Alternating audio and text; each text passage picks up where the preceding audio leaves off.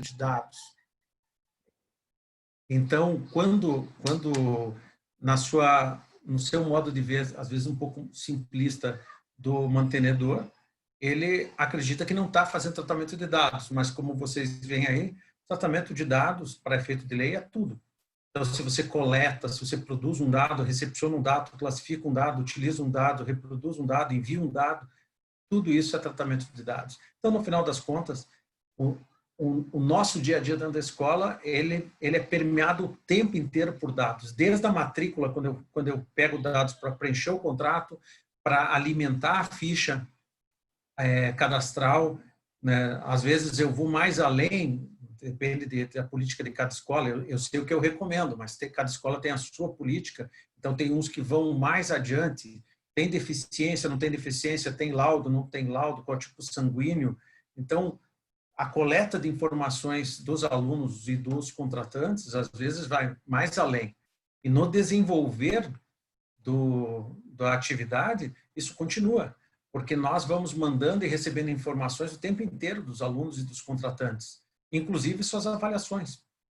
Então, sua avaliação, ou quando nós fazemos uma reunião com os alunos e com os pais dos alunos para discutir coisas sensíveis, como o aluno foi pego com material não muito recomendável e chama os pais para discutir o assunto. Aí, no meio da reunião, descobrem que isso está ocorrendo porque a família está desagregada, porque o pai não sei o quê, ou porque a mãe não sei o quê. Isso tudo vai para uma ata. Essa ata é um documento que contém um monte de dados sensíveis dessa família. E aí, como é que eu guardo isso? Quem guarda isso? Onde que está arquivado? Qual a segurança desses dados? Então, tudo isso passa pela ideia de tratamento de dados, porque tudo isso é tratamento de dados à luz da lei.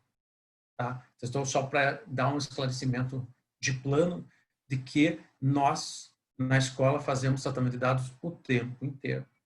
Então, se a gente mexe com dados o tempo inteiro, independente, não estou dizendo que a gente não o fizesse, mas se a gente lida com esses dados o tempo inteiro, no final das contas, eu tenho que seguir alguns princípios retores disso. Muitas escolas e muitas pessoas têm os seus princípios que dão o horizonte para essa caminhada e que provavelmente não vão ter que ser mudados muito para se adequar aos princípios da LGPD. Tá? Mas nem todo mundo está 100% adequado a esses princípios. Então, como está na tela para vocês, né, a LGPD exige que você siga algumas ideias chaves. Boa fé. Bem, não precisa nem discutir, né? Contrato e relação de má fé não é LGPD, é para tudo. Agora, a finalidade já é diferente. A LGPD exige que você colete dados e trate dados apenas se você tiver uma finalidade declinada para quem você coletou esses dados. Tá? No caso das escolas, a gente tem algumas vantagens. Pega muitos dados, inclusive, para poder redigir o contrato. Então, por que eu coletei o nome, o CPF, o RG, o endereço desse contratante? Qual era a finalidade? Bem, a finalidade era dar vazão aos instrumentos educacionais e contratuais do que eu estava estipulando com ele. Então, isso está autorizado? Tá. Aí tudo bem. Será que é bom mencionar isso, que essa coleta está sendo feita para isso no contrato? No segundo módulo eu vou mostrar para vocês, mas a resposta é sim. Porque você tem que dizer para que finalidade você está coletando os dados por causa do terceiro princípio, que é aquele da adequação. Se eu coletei para essa finalidade, na hora que as coisas se desenvolverem, entre o que eu coletei e a finalidade que eu fui desenvolver, tem que haver uma adequação. Então, se eu coletei as informações cadastrais para fins do contrato, eu estou autorizado a pegar esses dados que já estão comigo e atingir uma segunda finalidade, que seria conseguir algum desconto numa prestação de serviço de um terceiro, desde que eu disponibilize o banco de informações para que essa empresa faça uma mala direta? A resposta é não. Você não foi autorizado a pegar esses dados para essa finalidade, muito menos compartilhar com um terceiro. Mas eu poderia, desde que eu tivesse declinado essa finalidade e a pessoa autorizasse. Tá? Então, necessidade livre é outra coisa que permeia essa coleta de dados. E estou citando a situação já inicial de contrato, como a gente vai falar de contrato, porque é nela que a coisa já começa. Eu falei que nós temos fichas cadastrais e coletas de um monte de informações. Tem gente que tem 12 páginas de ficha para preencher na hora da matrícula. Não estou dizendo que não seja necessário, mas estou dizendo que é exatamente essa ideia de para que você está coletando, qual a necessidade desse dado, que agora a escola tem que dar uma revisada.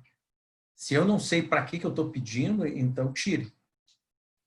Tá? Porque senão, lá na frente você pode ter problemas, porque você está coletando informações que você não tinha necessidade delas e depois elas podem ser utilizadas sem que você consiga dar uma adequação entre a finalidade e o objetivo que você alcançou com esses dados. Porque você os coletou na hora, você nem sabia para que estava coletando.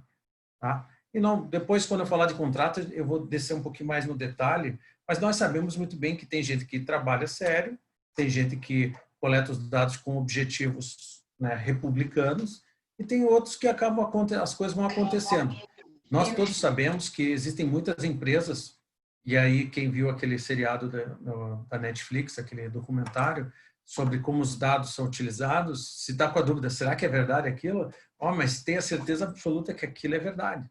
A única diferença é que o Facebook, o Google e essas outras empresas, elas têm tecnologia e supercomputadores para processar de uma maneira bizarra aquelas informações.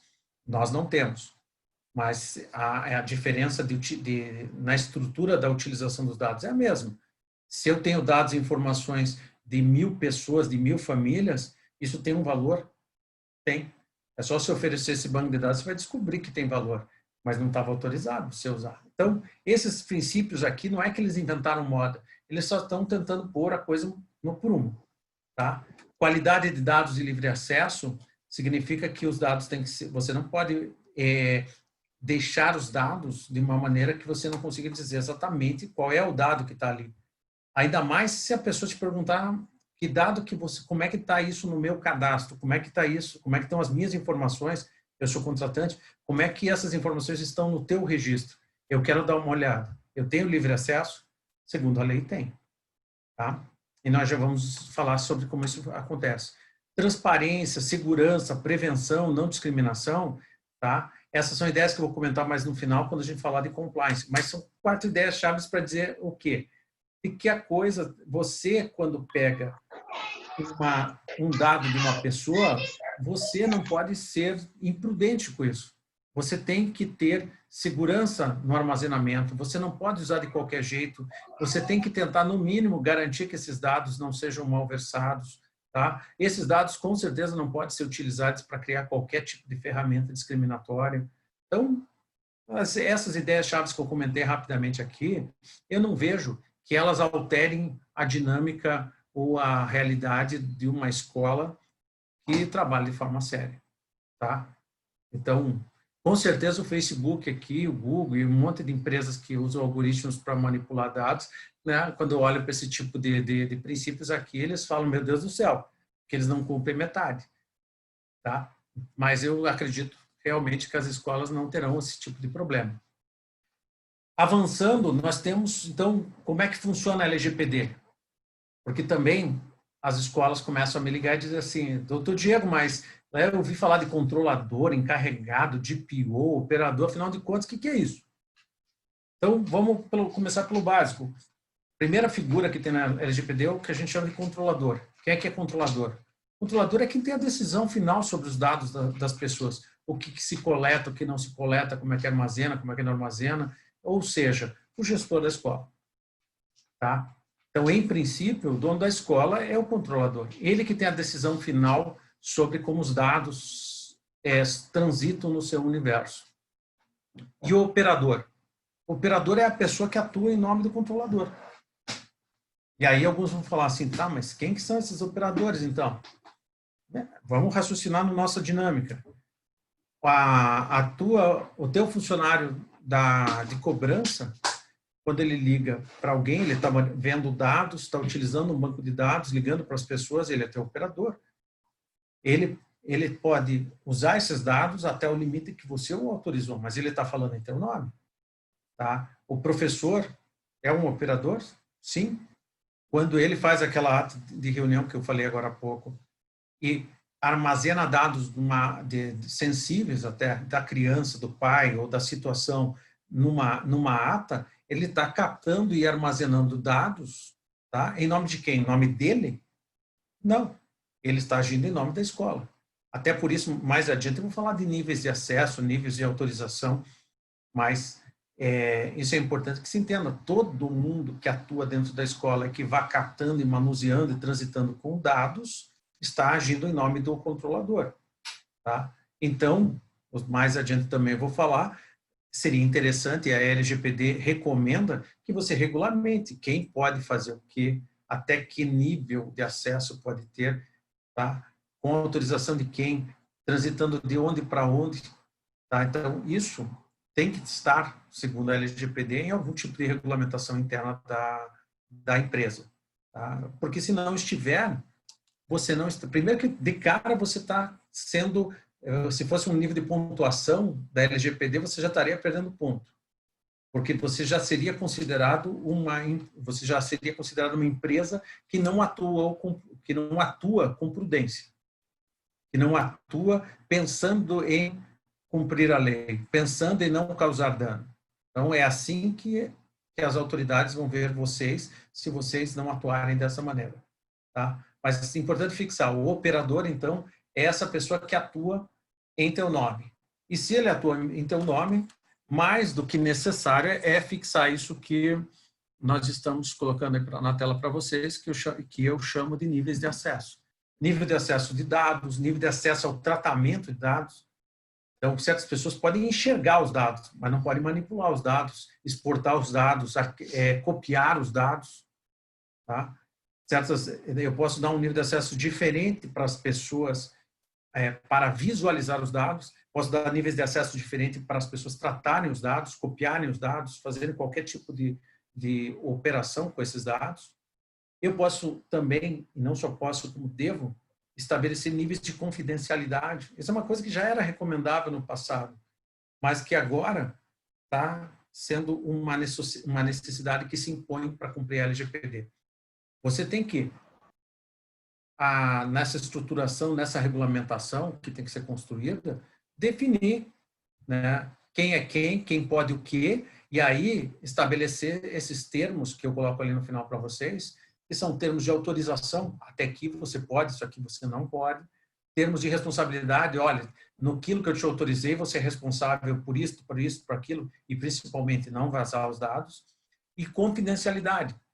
Né? Você estabelece um dever de boa-fé de que você está se comprometendo, essa pessoa, esse operador, em não vazar, não distribuir, não comentar dados, qualquer dado que esteja protegido pela LGPD em nome do controlador. Então, esses são instrumentos que vão surgir. Hoje a gente não tem nem como falar do passo a passo, mas eu já vou dizer qual é o caminho. Tudo isso que eu falei até agora, ele surge através de uma primeira etapa, que toda empresa vai ter que fazer. Vai fazer de forma caseira, vai fazer contratando alguém, vai contratar uma empresa especializada, mas vai precisar fazer um diagnóstico da sua vida. O que é esse diagnóstico? É olhar para o dia a dia, como é que você faz desde o início do contrato até o final do teu ano letivo, como é que a coisa funciona? Que tipo de dados eu coleto? Quem coleta? Onde eu arquivo? Quem tem acesso? Quando eu acesso, eu peço autorização, não peço autorização, a pessoa se compromete em alguma coisa, como é que é esse passo a passo, como é que ele é documentado e como é que isso é arquivado? Quando você... Esse raio-x a gente chama de diagnóstico. Então, de um jeito ou de outro, isso é o que todas as empresas têm que fazer para conseguir fechar o primeiro bloco de implantação da LGPD, que é diagnosticar, afinal de contas, o que você faz, como você faz, quais são as fraquezas, as vulnerabilidades que você tem e quais são as possíveis soluções para você poder estar de acordo com a LGPD. Tá? Esse é o bloco diagnóstico. O segundo bloco a gente chama de implementação, que é fazer isso que você diagnosticou. A implementação provavelmente vai acabar tendo que passar por tecnologia. Tá? Mas é na implementação que você vai falar de tecnologia. Tem gente que vai jogar muita tecnologia, tem gente que vai jogar um pouco de tecnologia, mas com certeza um upgrade de tecnologia vai ter que ser feito. Tá? Porque ferramentas no mercado, vocês devem estar inundados com gente oferecendo coisas. Eu gostei muito no congresso da FENEP, numa das palestras sobre tecnologia da educação, um dos palestrantes, que agora não me recordo qual, falou o seguinte: nós temos uma infinidade de produtos na mesa, só que antes de você comprá-los, você tem que pensar até onde você quer chegar e que objetivo você quer alcançar. Aí eu diria que a mesma coisa se aplica aqui na LGPD. Você pode tranquilamente cumpri-la, tá, de fio a pavio com todas as miudezas possíveis que a LGPD tenha, ou você pode cumprir de uma maneira genérica. Você que vai estar decidindo qual é o nível de risco e responsabilidade que você vai estar assumindo. Tá? Porque, mal ou bem, isso aqui que eu estou colocando em termos gerais, lembre-se do seguinte: o que acontece se der problema? O Moacir falou agora há pouco, no início do nosso encontro, que já tem juiz condenado. Alguém quebrou a privacidade, vazou não sei o que, uma informação, uma foto, não sei exatamente o que aconteceu, mas já teve juiz condenando a pagar 10 mil pela violação, com base na LGPD. Então, esta decisão de quanto eu invisto, quanta energia, tempo e dinheiro eu invisto nisso e a que nível de segurança eu quero chegar, é uma decisão de cada gestor, porque a responsabilidade pelas consequências também será dele. Tá? Mas já adianto para vocês, isso que eu acabei de falar, níveis de acesso, níveis de tratamento, hoje já tem muita ferramenta na hora da implementação que pode fazer isso aqui para nós. Autorizações via WhatsApp, via aplicativo, você bloqueia o acesso à informação, você trava, não se copia nada, então tem mil formas, mas isso são coisas que viriam na parte de implementação. O diagnóstico não precisa disso. O diagnóstico você vai olhar e vai descobrir. Você não tem ferramenta que te garante isso. Você tem os seus dados muito expostos. Qualquer um abre qualquer arquivo e faz o que bem entender, bate foto e o mundo voa. Parece grupo de WhatsApp, com todo respeito a mães e pais. Sabe aquele grupo de pai de aluno? Então, o grupo de WhatsApp de pai de aluno, meu Deus, ali voa tudo. Se a gente aplicar rigorosamente a lei, ali tem um monte de irregularidades. A pessoa está passando foto que ninguém autorizou, está pegando coisas que ocorreram na escola e ninguém autorizou. Às vezes está falando mal de alguém, bem, aí entra em outra lei, mas também está cometendo uma irregularidade. Então, essa revolução cultural é o que eu acho que a LGPD está possibilitando as escolas e as empresas a que se façam. Porque, em última análise, e estou falando por mim, no meu escritório nós já começamos esse projeto e é uma revolução. Tudo que eu estou explicando para vocês, o nosso próprio escritório está fazendo esse passo a passo para tentar chegar nesses objetivos. E algumas coisas vão acontecer com elas. Algumas mudanças no modo de trabalhar vão ter que ser implementadas. Tá? Mas isso, como eu falei, é decisão de cada gestor, até onde você quer ir com isso. Uma coisa que, principalmente quem tem empresa maior, já ouviu a expressão DPO. O pessoal adora, o pessoal de gestão, de administração, adora botar linguajar em inglês. Né? Afinal de contas, o que é tal do DPO que a LGPD fala? DPO é um encarregado. Então, vamos lá. O que é esse encarregado? O doutor falou, controlador é o dono, quem tem a última decisão, o operador é todo mundo que trata os dados em nome do controlador, e esse encarregado, quem que é? Esse encarregado é um intermediário que você, controlador, pode nomear. A lei diz, principalmente quem é do ensino superior sabe do que eu vou falar. O MEC, por exemplo, diz que você tem que ter e nomear alguém para ser a pessoa que fala em nome da instituição, o procurador institucional. Essa é a pessoa que vai fazer a ponte com o MEC. Então, a lei, a LGPD diz, aquele que vai ser a ponte com a Agência Nacional de Proteção de Dados, se precisar falar qualquer coisa, é o encarregado.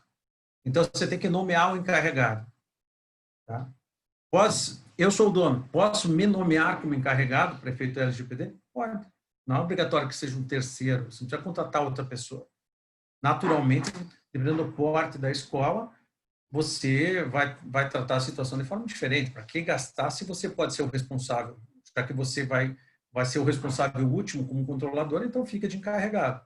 Mas em estruturas maiores, talvez isso tenha que ser dividido, tá? Porque eu já vou falar que existem algumas obrigações que esse encarregado tem que cumprir.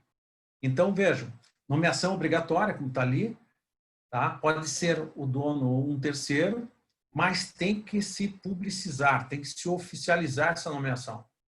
Ah, doutor, posso pôr no site, então, ó, o encarregado é o João.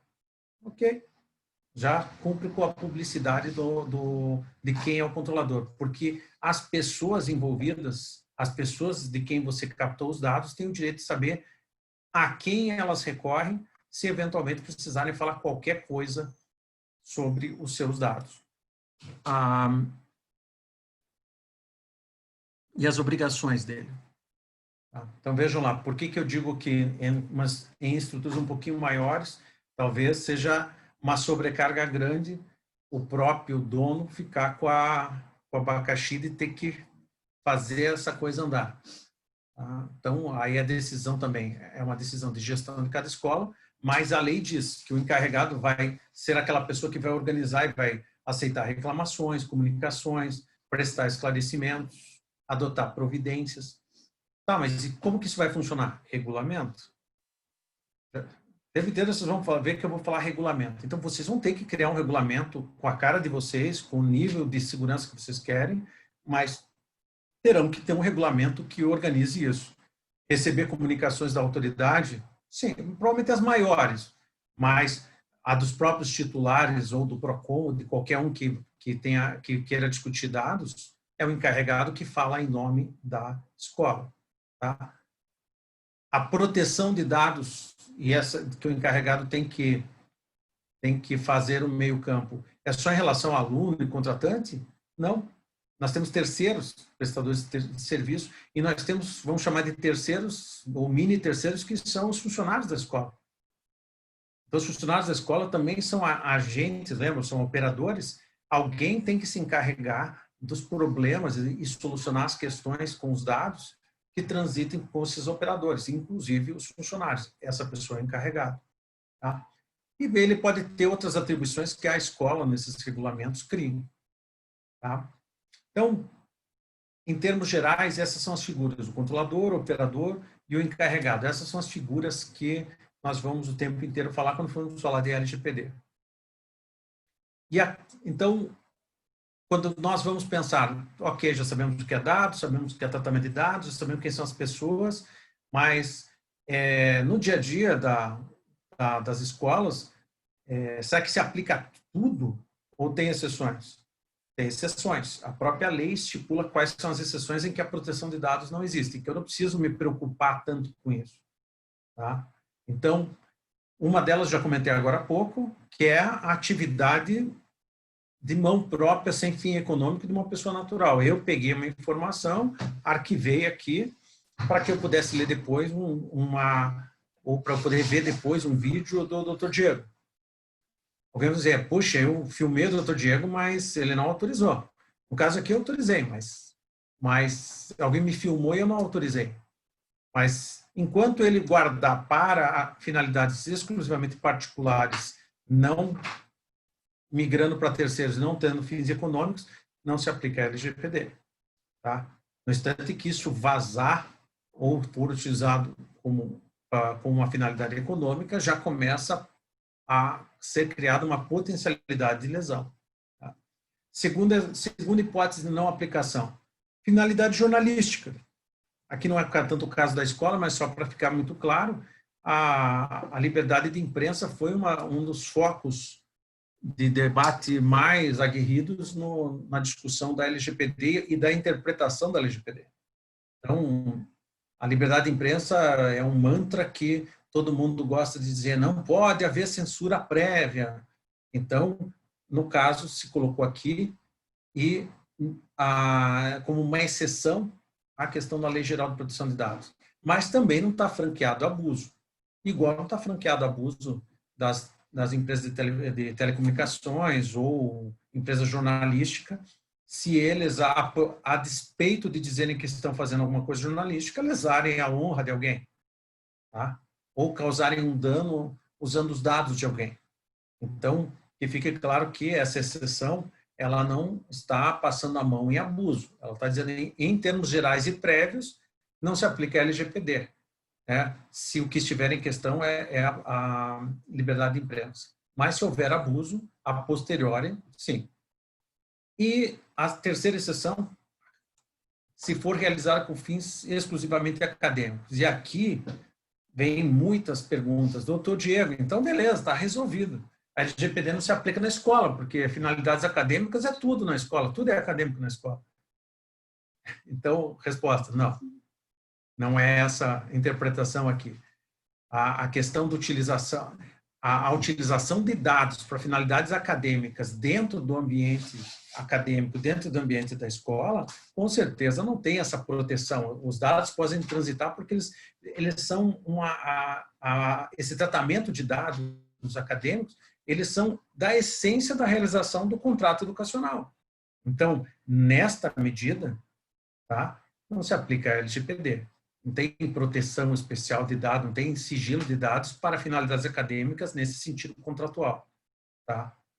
Também não se aplica a LGPD nas finalidades acadêmicas de produção de conteúdo. Tá? Senão a gente estaria engessando a pesquisa. Não, lógico, nesse caso também. A própria lei de direito autoral já coloca, tem que citar a fonte, tem que nomear o autor. Então, essas coisas elas já têm outras leis que protegem. Mas que fique claro, então, esse é o âmbito restrito da palavra acadêmica quando a LGPD indica que ela é uma exceção. Tá? Existem outras exceções ali colocadas para vocês na tela, não são de maior interesse na nossa discussão de hoje. A terceira, porque não foi a quarta, que está no item 3 ali, que não foi nem regulamentada ainda, que é para segurança pública, defesa nacional, segurança do Estado. Então, essas ainda vão ser regulamentadas. E não é nosso mote aqui. E a última não aplicação da LGPD, eu já falei lá no início. Dados tratados e coletados no exterior ou em trânsito de um local no exterior para outro local no exterior, tá? Não são atingíveis pela lei brasileira. Aí, provavelmente, a equivalente LGPD europeia, ou americana, ou do local, é que vai regular essa situação de tratamento de dados em território estrangeiro ou em transferências internacionais. Indo adiante.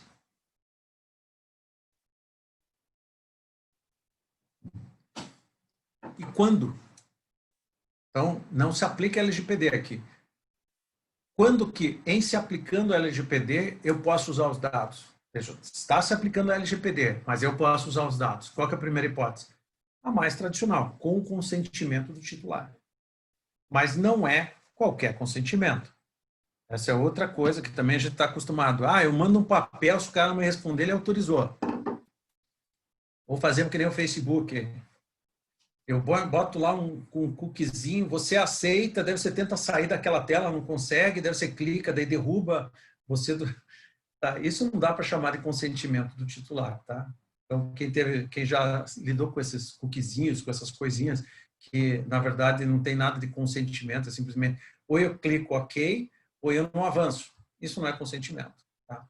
Então, segundo a LGPD, se eu for pegar autorização para qualquer coisa, eu tenho que pedir o consentimento de maneira livre, informada, inequívoca. Tá? E a forma de fazer isso também não será necessariamente pela forma escrita. Porque o que importa é que o consentimento, que nem eu fiz agora, o consentimento seja inequívoco.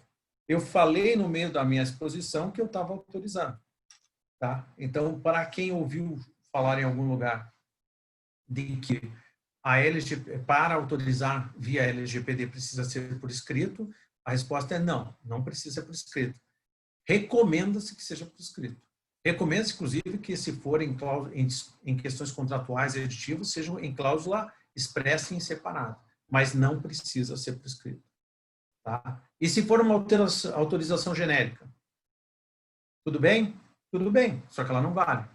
É nula, como está ali. E se eu fizer que nem no Facebook, coitado, daqui a pouco o Facebook vai me processar. Se fizer que nem o Facebook, de colocar ali, ou eu clico ou eu vou embora do aplicativo ou do site. Tá? Dá para dizer que há um vício de consentimento? Claro que há um vício de consentimento. Vício de consentimento é eu queria me manifestar livremente, mas alguma coisa me impediu. Eu fui induzido a erro, né? Houve dolo, ou, no caso, houve coação, tá? Mas algum desses elementos interferiu nessa manifestação da minha vontade, e aí, por conta disso, eu fiz.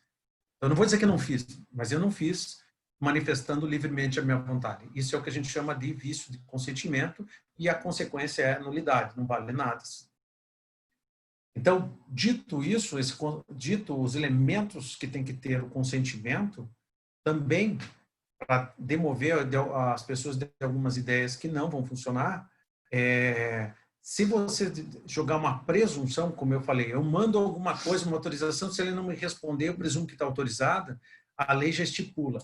A prova do consentimento é como na questão do direito do consumidor, a prova é invertida. Então, o ônus da prova de que o consentimento ocorreu sempre vai ser do controlador. Então, na dúvida, se não há prova se consentiu ou não consentiu, se ficou no ar a questão, vai se entender que não houve consentimento, porque a prova é do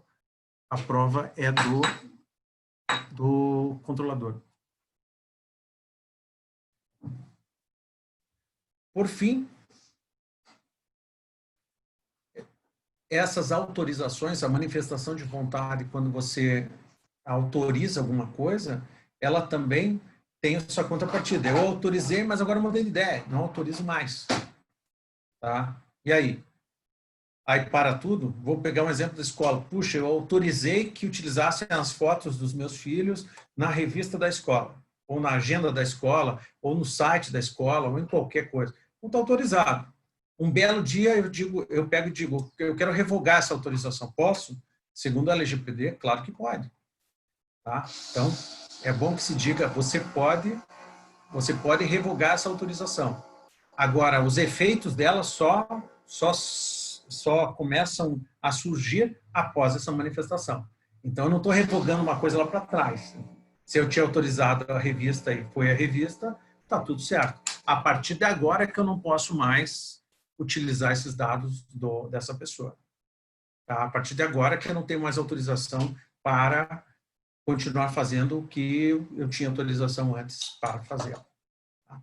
Então, essas coisas vão se encadeando e vão se estruturando, por isso que, conforme elas vão se tornando um pouquinho mais complexas no sentido que são muitas coisas a tratar, tá? Fazem com que eu recomende, na mesma linha da própria lei, de que cada escola estruture como ela está enxergando isso, qual o procedimento, qual o passo a passo, quem é o operador, quem é o controlador, quem é o encarregado, né? Como que os titulares falam comigo, tá?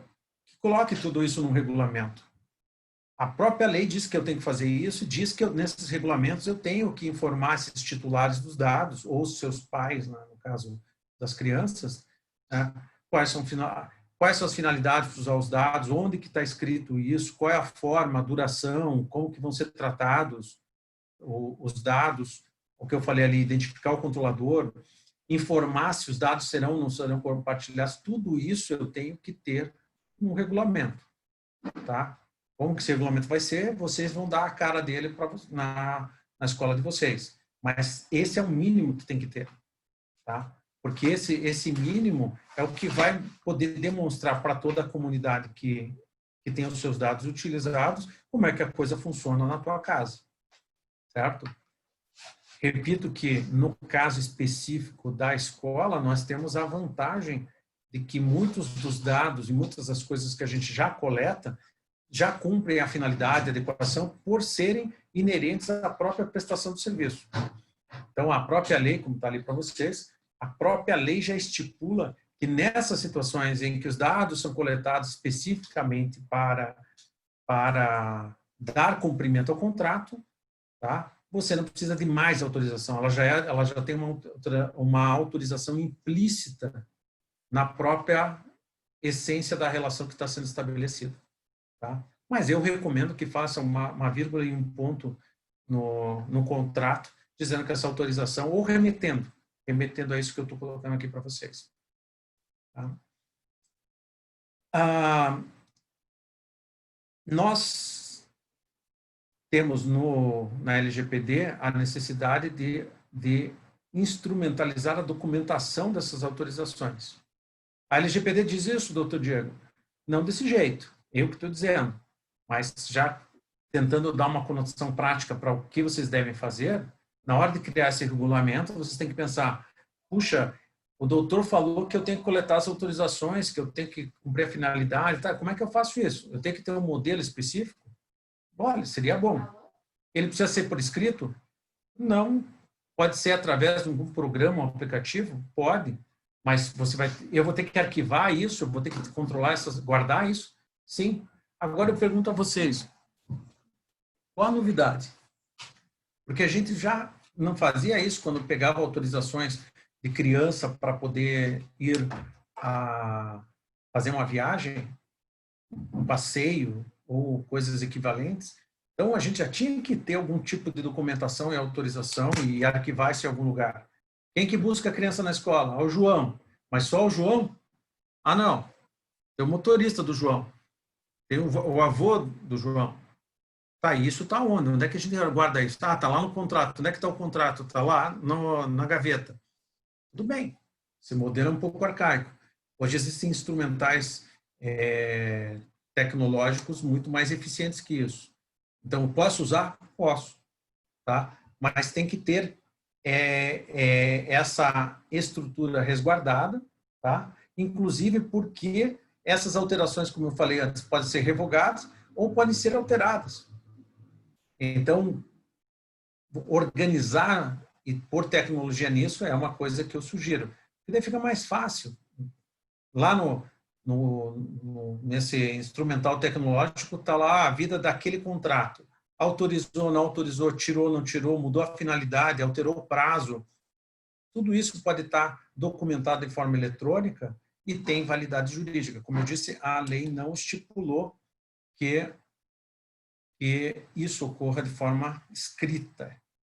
Tá? Então, fica a dica aí. Já existem ferramentas nesse sentido. Tá? E, passando adiante em relação à questão das formas de utilização, a primeira, como eu disse, eu posso utilizar os dados com o consentimento, mas existirão outras hipóteses em que eu vou utilizar os dados sem o consentimento. Tá? As pessoas vão vão precisar usar os dados e não vão precisar pedir o consentimento para que isso vá adiante. A lei diz quais são as hipóteses, está aí. Cumprimento de obrigação legal ou regulatória.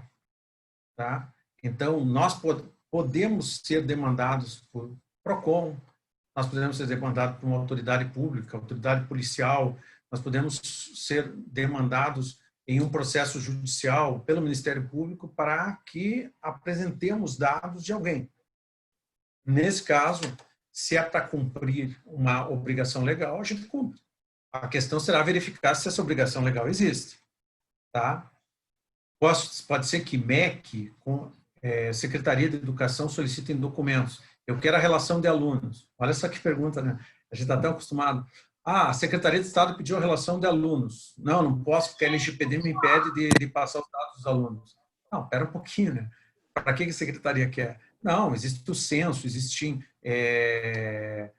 situações regulatórias da Secretaria do Estado do Espírito Santo que precisam dos dados para poder alimentar uma política pública, ou para efeito de algum tipo de benefício, sei lá, mas para alguma finalidade que está legalmente prevista. Então, eu tenho que fornecer os dados? Tenho. Preciso perguntar para todo mundo se posso fornecer os dados? Não. Se é para cumprir uma obrigação legal ou regulatória, você não só pode, como deve fornecer os dados. Tá? O item 2, já está no comentário que eu fiz antes, se é para suprir o Estado com informações para uma política pública prevista em lei, com certeza tem que passar. Novamente, e reitero, quem solicitar tem que dizer qual é a norma legal que baseia essa solicitação. Então, não é uma política pública que alguém decidiu inventar, não está baseada em nada. Tá? E, infelizmente, nós sabemos que o Brasil afora existem autoridades que adoram solicitar documentos, dizem que é baseado numa coisa, mas não tem base legal nenhuma. E vou dar o exemplo aqui do Paraná, que aconteceu com a gente um tempo atrás, que o Ministério Público nos solicitou um preenchimento de um questionário para as faculdades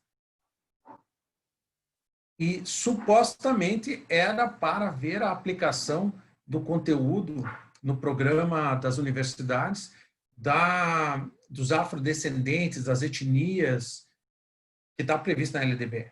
A implementação, a obrigatoriedade dessa implementação. Daí começava o questionário com perguntas. A pessoa que está respondendo é de que raça? Tá? O diretor é de que raça? Quantas pessoas de raça parda ou negra exercem cargos de mando dentro da instituição de ensino? Viram? Está na cara que, a pretexto de suprir uma verificação do cumprimento de uma política pública ou de uma demanda regulatória, né, se pedem informações que não têm nada a ver com o assunto. Então, neste caso aqui lá no Paraná, a gente falou isso para o Ministério Público. Meu amigo, se a pergunta temos na grade curricular a matéria História dos afrodescendentes ou coisas equivalentes, tá, a gente responde. Mas esse questionário não tem nada a ver com o que você está querendo, com a finalidade que você está querendo atingir. Tá? Então, aí não pode. A mesma coisa para estudos e pesquisa. Quem que pode fazer? É uma exceção da LGPD. Eu tenho que fornecer os dados. Lembre-se, vou reiterar. Aqui eu estou falando daquela situação em que eu tenho os dados e alguém me pede. Ou seja, eu vou tratar os dados, porque eu vou enviar dados. Eu estou autorizado a enviar esses dados? Tá? Se for para uma pesquisa de um órgão que seja uma instituição sem fins lucrativos e seja uma entidade com reconhecida finalidade pública e para uma atividade de caráter público, sim. Agora, se for para alguém que está coletando informações para fazer uma pesquisa e é uma empresa privada com fins lucrativos, que não tem nada a ver com utilidade pública, não. Não posso. Para a execução do contrato, já falei, isso aí é a situação normal dos nossos contratos educacionais. Tá? Para informações para construção de situações nos processos, nos procedimentos de arbitragem também pode. Para a proteção da vida e incolumidade física do titular e de terceiros também pode. Agora, vamos lá. Não vamos confundir isso também. Outra pergunta que aconteceu na palestra, não sei se foi de ontem ou outra que eu dei, esses dados, por exemplo, tipo sanguíneo, é alérgico ou não é, qual é a situação de saúde da pessoa, tá, são dados que eventualmente eu coletei e para poder proteger o aluno numa situação de chamar a ambulância e dizer, olha, não põe a penicilina que ele é alérgico. Mas, então, passar essa informação, coletar essa informação e passar essa informação é uma coisa autorizada com base nesse dispositivo. Agora, isso, reitero, não autoriza você, por exemplo, a dar medicação. Uma coisa não tem nada a ver com a outra. A LGPD não te autoriza para proteger a incolumidade física e a saúde do titular de você se emitir no direito de ministrar medicação a um aluno sem autorização do pai do responsável. Eu sei que a maior parte das escolas sequer faz isso. Mesmo com autorização, já nem quer pôr a mão nessa cumbuca, como a gente diz por aí. Tá? Mas então que fique claro, a LGPD ela fala disso, mas não está dando essa autorização. A mesma coisa, a tutela de saúde ali. E eu vou pular, porque eu vou comentar o interesse legítimo na sequência, e autoriza a utilização de dados para proteção do crédito. Então, na hora que o pessoal lê isso aqui, fala, doutor, isso aqui, então eu posso mudar para o SPC ou agora não mais? Resposta, pode. Pode, e esse dispositivo está dando, vamos dizer assim, a clareza disso, de que não há violação à LGPD se você utiliza os dados do contratante para dar vazão à contratação ou à efetivação da cobrança de um eventual pai ou contratante que não pagou. Tá? Doutor Diego, será que é bom pôr isso no contrato, essa autorização, só por garantia? Com certeza, no nosso modelo está lá. Eu acho que é bom. E o último, que é o que a gente chama de interesse legítimo do controlador. Essa é uma coisa que também, no início, nas primeiras leituras, as pessoas falavam: ah, eu estou lendo ali, doutor, que interesse legítimo do controlador é o apoio à promoção das atividades do controlador e a proteção em relação ao titular do exercício regular de seus direitos. Pô, doutor, mas então quase tudo que eu faço com os dados das crianças e das pessoas dentro da minha escola é para promoção da atividade, então pode tudo. Tá? Então, resposta, não. Então, cuidado quando usar essa figura, porque, como vocês mesmos devem ter notado, o texto da lei é bem plástico, bem amplo. Ele dá uma vazão para muitas interpretações. Só que eu acabei de colocar de que a interpretação sempre é restritiva. A gente tem que ir com cuidado quando interpreta as leis que estão falando de exceções. Isso aqui é uma exceção. Tá? Então, em sendo uma exceção, se interpreta restritivamente. Tem que avaliar com muita prudência e, no caso concreto, se você quiser dizer que está usando esses dados pautado no interesse legítimo. Ah, eu mandei esses dados, eu coletei esses dados, e o que eu escutei em vários debates, eu usei esses dados porque era para divulgar a escola. Está no nosso portal porque, pô, isso é bom para todo mundo, né, doutor? Então, é o interesse legítimo meu botar tudo no portal e fica bom para todo mundo. A escola fica com uma boa divulgação, o aluno fica com uma boa divulgação, e isso parece ser um interesse legítimo mesmo. Por mais que, para mim, sou estranha essa frase, mas eu escutei muito. A resposta é não. Isso não é interesse legítimo para fins legais. Isso é um interesse comercial teu. Tá? Porque se nós estivermos falando de divulgação na intranet, se estivermos falando de divulgação no teu site, só para divulgação entre a comunidade escolar, é uma coisa. Agora, se está no teu site, qualquer um pode acessar, aí alguns vão chamar de publicidade, outros vão chamar de marketing, outros vão chamar de outro nome. Então, não é exatamente interesse legítimo, isso é interesse comercial da escola. Então, cuidado, prudência nesses casos. Dados sensíveis. Dados sensíveis é outra coisa que a lei fez questão de esclarecer. Lembre do seguinte, se em outros lugares não existem tantos dados sensíveis, e dados sensíveis são aqueles que eles atingem alguma dimensão muito delicada da personalidade da pessoa, ou porque é delicada, ou porque socialmente ela se torna delicada por efeito de discriminação, ou até de retaliações, como é o caso ali, opinião política, filiação ao sindicato, convicção religiosa, etnia, raça, não deveria ser um problema. Mas no mundo real, o que talvez não devesse ser um problema, é um problema. Cria-se um problema. Então, estou sendo realista e a LGPD foi realista. Esses dados são sensíveis. Eu adiciono na discussão outros dados sensíveis, tá? Porque a própria lei fala criança e adolescente, né, não autoriza nada, ela não tem essa possibilidade de autorizar. Então, quase tudo que se refere, ou tudo que se refere dentro da escola, as crianças e os adolescentes, são dados sensíveis. Tá? Os dados e as informações dos deficientes, as suas particularidades em relação à sua deficiência, são dados sensíveis? São. A avaliação socioeconômica é dado sensível? É dado sensível. Para aqueles que se perguntaram, doutor Diego, o que é avaliação socioeconômica? Onde que eu uso isso? Bem, nem todas as escolas usam, mas algumas concedem bolsas. Por exemplo, para quem é ensino superior, o Enem já resolve a pergunta. Tá? Mas para quem não é do superior, pense o seguinte, eu vou conceder bolsas por qualidade, bolsas sociais, bolsa não sei o quê, mas para isso eu boto critérios. A família tem que ter renda não sei o quê, tem que morar no bairro não sei o quê, ou tem que vir de uma família que tenha no mínimo isso ou mais aquilo, sei lá, cada um estipula os seus critérios. Por quê? Porque está tentando fazer uma métrica para fazer um bem social. A ideia é bonita, mas eu estou coletando dados sensíveis da pessoa.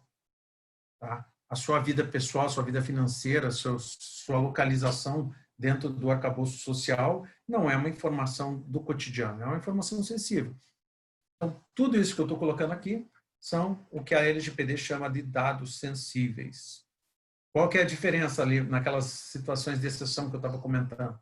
Bem, se eu estava dizendo que para os dados em geral eu preciso do consentimento, tá? E tenho que cumprir finalidades, o que a LGPD diz é o seguinte: nos dados sensíveis, mais do que eu declinar uma finalidade e agir com boa-fé, o cumprimento dessa finalidade tem que ser indispensável. Ou seja, se eu precisar de informações de um aluno, de uma criança, de um deficiente, tá? Eu só posso coletá-las se elas forem absolutamente indispensáveis para atingir a finalidade que eu me propus. Se eu tiver outra forma de atingir essa finalidade sem captar esses dados sensíveis, então eu não posso captá-los. Então, perguntar a filiação política de um aluno para alguma coisa que você não consegue explicar, que é absolutamente indispensável perguntar isso para o aluno, tá?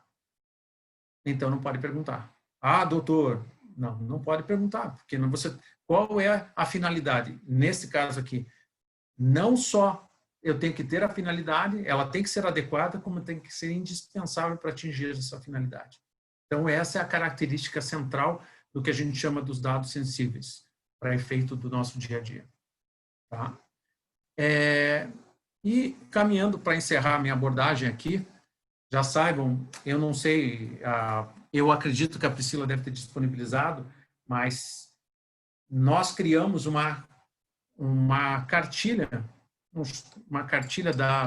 da FENEP, junto com os colegas do Colégio de Advogados Nacional da FENEP, no qual a gente explicou mais detalhadamente toda a LGPD, em formato de perguntas e respostas. Então, eu remeto vocês a ela, porque tem mais detalhamento em cima do dia a dia da LGPD nas escolas. Aqui eu estou tentando pegar os pontos centrais. Então, indo para os finalmente, que eu julgo imprescindíveis, se eu tenho que olhar tudo isso, e eu tenho que ter regulamento, eu tenho que me preparar, tá? Doutor Diego, por que eu precisaria fazer tudo isso? Bem, a ideia de compliance, que não é uma ideia do LGPD, é uma ideia surgiu em outras dimensões do direito, mas o pessoal deve ter visto o Lava Jato, deve ter visto o judiciário condenando empresários que diziam, mas eu não sabia do que estava acontecendo. Poxa, mas eu não tive nada a ver com isso. E aí o judiciário disse o seguinte, tudo bem, mas não é mais admissível em certas matérias, em certas questões, só não saber, só não ser culpado. Meu amigo, você é responsável. Então, em sendo responsável, eu não estou perquirindo se você é culpado. Eu estou dizendo que você deveria saber. Você deveria ter se preocupado com o assunto. Então, você, no mínimo, tem que mostrar que se preocupou com o assunto. Então, fez isso que nós estamos fazendo agora, foi atrás. 2, se instrumentalizou para tentar alcançar o objetivo, que é o que eu estava falando também ao longo da exposição. Você se organizou, você fez diagnóstico, você criou um regulamento. 3, nesse regulamento, nessa tua instrumentalização, você criou ferramentas para poder proteger os dados e agir segundo essa lei. Ok. Tá, mas como é que você sabe que você conseguiu? Ah, não sei. Ah, então você não previu também nessa tua regulamentação formas de você auditar, de você treinar o teu público, de você fazer uma métrica posterior para ver, ó, deixa eu ver se eu estou conseguindo atingir os objetivos e cumprir a LGPD? Isso é a ideia de compliance que vale lá para as questões criminais, vale para a questão trabalhista. E, aliás, alguns anos atrás eu dei uma palestra para vocês sobre bullying. A lei do bullying tem compliance igualzinho. Tudo que eu estou falando agora deveria ter para o bullying. Então, eu teria que ter política de bullying, regulamento para proteger o bullying, verificação do assunto, auditar para ver se teve ou não teve. E aí, o ponto final do compliance é: e quando teve, o que foi que eu fiz? Que tipo de atitude eu tomei em relação a isso? Tá? Então, lá na Lava Jato, muita gente foi condenada porque não conseguia explicar isso. Achou que, olha, não sei, não vi, não é comigo, não foi culpado, eu não apertei o botão. Então, eu estava salvo. Não ficou salvo. Aqui é mais ou menos a mesma coisa. A LGPD, ela diz o seguinte: se um dia ocorrer qualquer problema, tá? Uma das formas de você mostrar que você não deve sofrer punição, que a indenização deve ser menor, ou que talvez tenha que ser aplicado uma excludente a você, porque você fez tudo aquilo que estava a teu alcance para poder impedir uma vulneração do direito aos dados, ou que os dados não causassem, o vazamento dos dados não causasse um dano a alguém, você mostra para o judiciário, ou mostra para a autoridade nacional, ou mostra para o Ministério Público, ou para o PROCON, que você estava bem organizado, você fez o que era possível. Tá? Isso vai fazer com que aconteça o quê? Bem, primeiro, pode ocorrer até uma exclusão da punibilidade.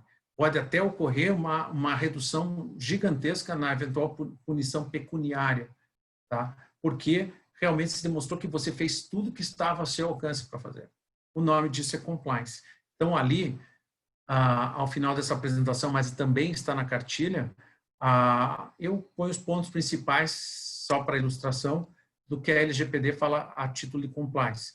Ela diz que compliance cumpre com os requisitos, os princípios, aliás, de segurança, prevenção, não discriminação e de prestação de contas, porque quando você audita no final para ver o que aconteceu e como você atuou, também tem esse sentido de prestação de contas. Não só a Agência Nacional de Proteção de Dados, mas a comunidade que confiou em você e confiou a você os seus dados.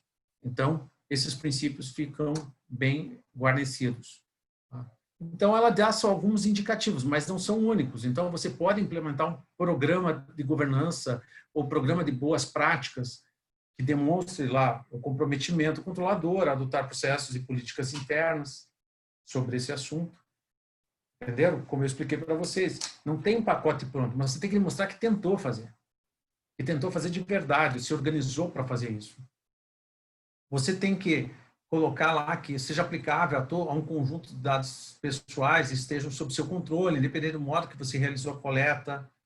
São partes desse regulamento que você pode colocar, que seja adaptado à tua estrutura.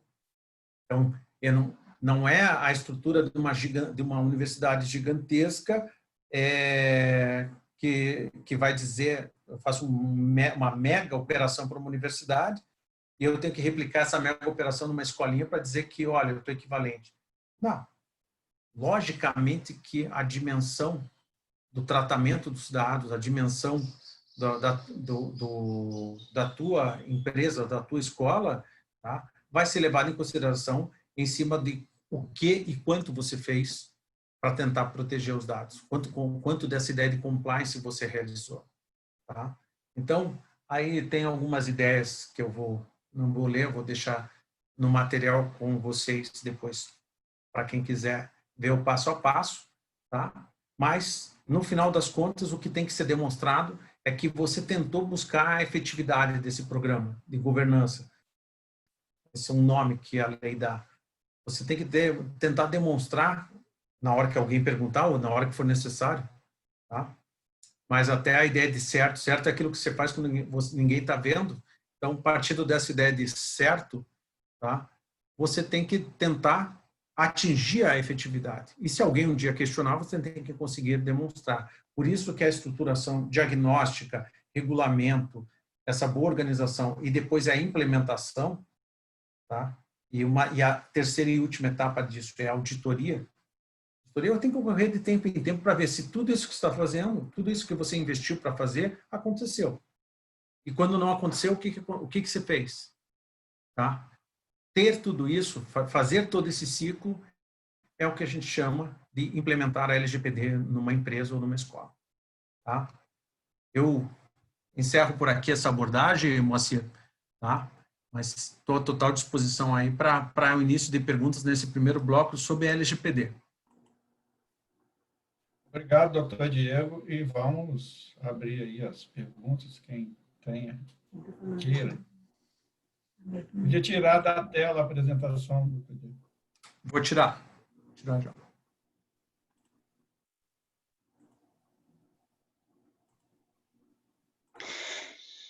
Boa tarde a todos. Diego, eu tenho uma pergunta, questão por exemplo, escritórios de cobrança terceirizado, como é que fica esse uso? caso de Terceiro. alunos inadimplentes, né? Que às vezes a gente acaba, depois de algum tempo, um ano aí, né, de cobrando internamente, às vezes a gente coloca alguns escritórios para fazer cobrança externa. Pode, Okay. Como é que vai ser? Vai ter esse efeito ou não? Pode.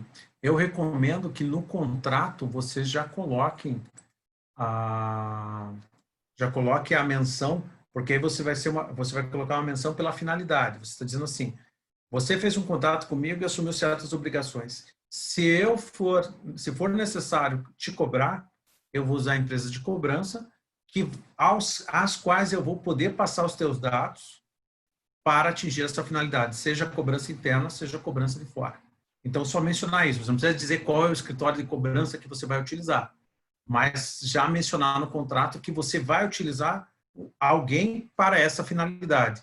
E já complementando aqui a minha exposição, esse compartilhamento com terceiros, tá? Ele também precisa de uma autorização específica, que seria essa que eu estou falando no contrato, tá? E que fica limitada a essa finalidade. Então, eu não posso compartilhar meus dados como empresa de cobrança, se a empresa de cobrança usar os meus dados, né? Ou melhor, os dados dos meus alunos, os dados dos meus contratantes para outras finalidades. Então, nessa relação com terceiros, quando eu falei de compliance, também tem que amarrar no contrato deles. E que quando eu te contratei para cobrar, no contrato dele, tem que falar que ele está recebendo esses dados exclusivamente para essas finalidades, que ele vai cumprir a LGPD, que ele se responsabiliza por eventual vazamento, você entendeu? Então, na hora naquela fase do diagnóstico, com certeza, se isso não tiver escrito no teu contrato com esses terceiros, vai virar a recomendação de que você altere o contrato. Entendi, obrigada.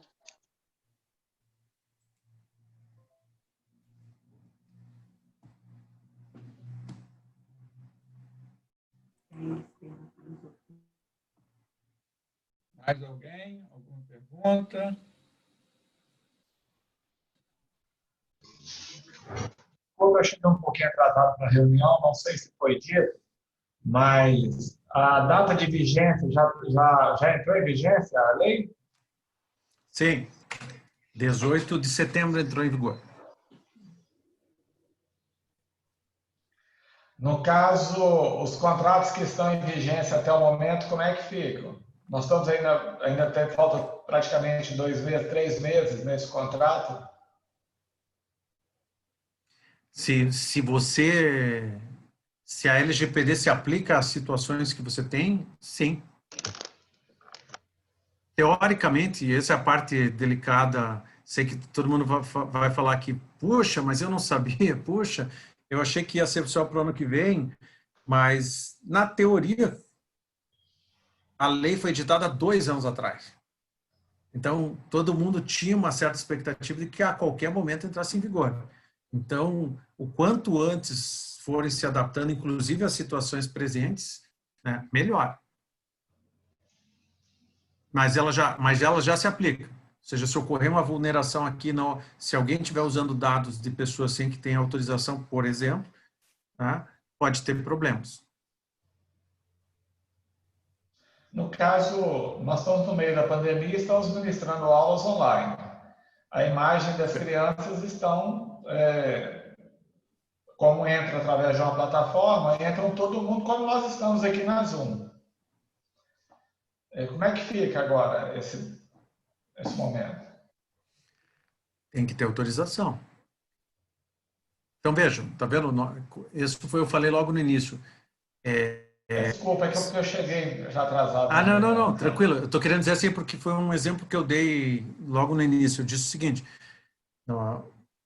ninguém tem culpa que chegou a pandemia, a gente teve que migrar. E, aliás, a escola particular está de parabéns porque ela fez um trabalho de Hércules de fazer essa migração em curto espaço de tempo.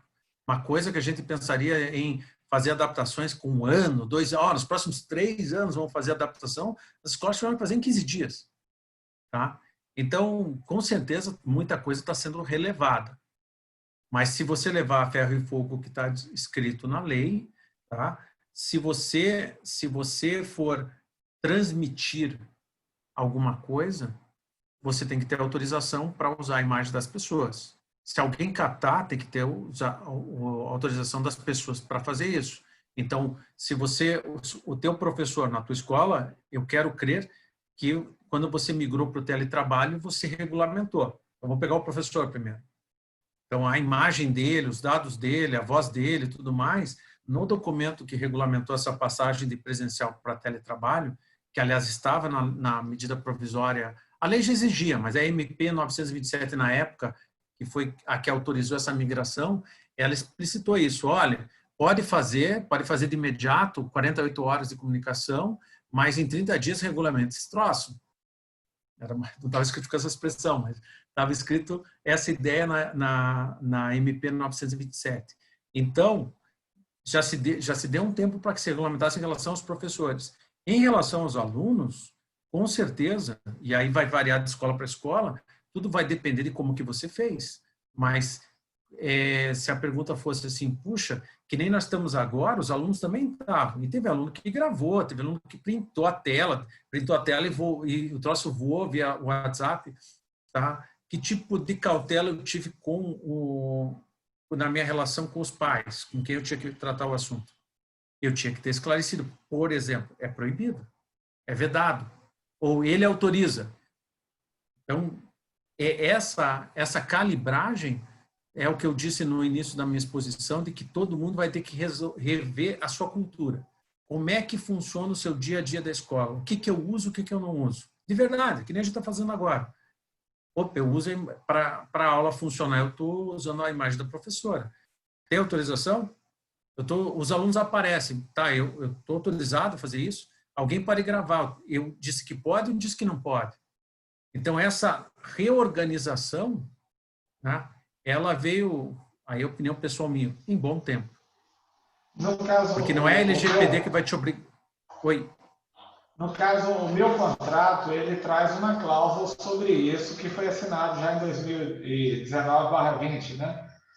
Já tem uma cláusula lá que diz que a imagem pode ser utilizada para fins educacionais e tal, a transmissão. Essa cláusula, ela é suficiente para esse momento ou precisa de fazer alguma coisa extra? Ela é suficiente para esse momento de pandemia que a gente passou, certo? Como eu falei, a interpretação desse momento de pandemia está sendo muito generosa, porque a necessidade se impõe à formalidade. Mas eu digo que para frente você tem que pensar em ser mais detalhista. Uma coisa é eu transmitir, outra coisa é eu autorizo a captura da imagem, eu estou gravando para um aluno que não pode participar da aula ou assistir depois, eu estou disponibilizando esse conteúdo para todo mundo, só para o pai via login, entendeu? Então, tem escola que fez isso. Puxa, eu fiz a aula e eu gravei. Opa! Tem que ver, aquela que você disse era transmitir, não era gravar. Então, aí eu já fui um pouco além, preciso de uma autorização um pouco além. E aí eu disponibilizei, aonde? No site. Pô, mas se é no site, qualquer um olha. Não, é só os alunos. Qualquer aluno? Não, só os alunos daquela turma. Ah, tá. Entendeu?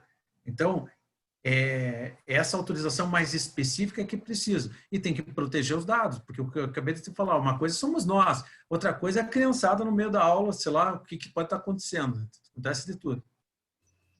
E são menores. Mal ou bem, aí a coisa piora, porque aí é a imagem das crianças na tela, né? Então, para o hoje, Juvenal, acho que é suficiente. Mas para uma sequência, se você for utilizar materiais, é bom você usar uma autorização mais específica. No caso, então, você recomenda um instrumento anexo ao contrato? Eu tenho, no segundo módulo, eu vou mostrar para vocês a cláusula que eu construí, que ela vai mais detalhada, entendeu? Mas eu não sei o que cada um de vocês fazem. Então, a depender do que vocês fazem, realmente vocês vão ter que construir uma autorização mais específica. Mas se for para o dia a dia educacional, aí, como eu fracionei aqui na minha fala, eu vou transmitir, opa, é uma coisa. Eu vou gravar, é outra coisa. Eu vou comercializar, sei lá, cada um aqui está pensando no seu negócio, né? No seu dia a dia. Então, se você sair da mera transmissão para viabilizar a aula, eu acho que é melhor fazer uma autorização. Se for só para promover a aula remota, aí essa genérica é suficiente. Ela é transmitida, ela é gravada e disponibilizada para aquela turma. No caso, ela precisaria, então, de uma autorização especial para isso? Eu diria que sim. Se você vai captar e gravar, se ela vai estar gravada, sim. E nessa autorização, inclusive, eu sugiro que essa especial, que você diga se ele tem autorização. Eu estou sendo autorizado a gravar e depois alguém vai assistir. Então, eu tenho que dizer que ele não está autorizado a gravar. Entendeu? Seria bom já dizer isso. Porque senão eu vou lá de noite, vou assistir a aula do meu filho. Numa hipótese, eu estou autorizado a transmitir e a gravar. Ele não. Ele grava e divulga, a responsabilidade é dele. Isso, eu não posso mas eu ser arrolado como solidário aí, no caso? Sim e não. Foi boa a tua pergunta, porque eu vou explicar uma diferenciação que está ocorrendo. Se eu tenho que ingressar na plataforma da escola para assistir, eu assisto na plataforma, e ele usar alguma tecnologia que eu nem sei qual seja, mas e gravar, a responsabilidade é dele. Agora, se eu uso o link, esse é o problema do link. Que nem a gente manda aqui, o link do Zoom. Então, se eu mandar o link da aula, se isso for possível, aí eu acho que está muito vulnerável, a responsabilidade é tua. Porque você criou uma ferramenta que não garante absolutamente nada. Então, esses sistemas em que você exporta um link, eles são muito frágeis. Agora, se eu tenho que entrar na plataforma da escola, logar com alguma senha, com algum login específico que só esse pai tem, ou só essa turma tem, e eu assisto na plataforma, aí é outra história. Aí eu acho que a tua autorização está tranquila. E se ele gravar, pegar o celular e gravar, bem, aí a responsabilidade é dele. Né? O vazamento ocorreu lá. Bom, agradecer aí o doutor Diego, que nós temos agora a segunda parte, vamos dar um intervalo de 15 minutos, né? E depois os contratos educacionais, que aí, Juvenato, eu acho que a gente pode abordar mais e esclarecer mais nesse segundo módulo. Tá, Moacir, aproveitando, vai mandar para nós o modelo desse contrato, esse documento? Então, vamos deixar o doutor Diego comentar aqui, depois nós compartilhamos aí com vocês as ideias. Então tá bom, porque aí eu adapto o meu aqui. Obrigado. Tá, sempre tem essa pergunta, Moacir, vai ter um modelão depois? Tá, não vai ter um modelão depois. Isso. Isso. Então, voltamos então, Moacir. Voltamos 10 para as 4, voltamos então? Isso, porque esse outro módulo vai dar nós vamos ter muitas perguntas também, né? A LGPD isso. Aí nós estamos iniciando, porque ela foi agora, a vigência dela foi a partir do dia 18, então ainda não estamos com muitas dúvidas, né? Que as dúvidas surgirão ao longo do tempo. E agora o contrato vai ser, vão surgir muitas dúvidas. Então, vamos voltar aí às 15h50. Isso. Né? Priscila, é esse mesmo link, né? Isso, a sala vai ficar aberta. Então tá bom. Tá bom, obrigado. Então. Até daqui a pouquinho. Até. Falou.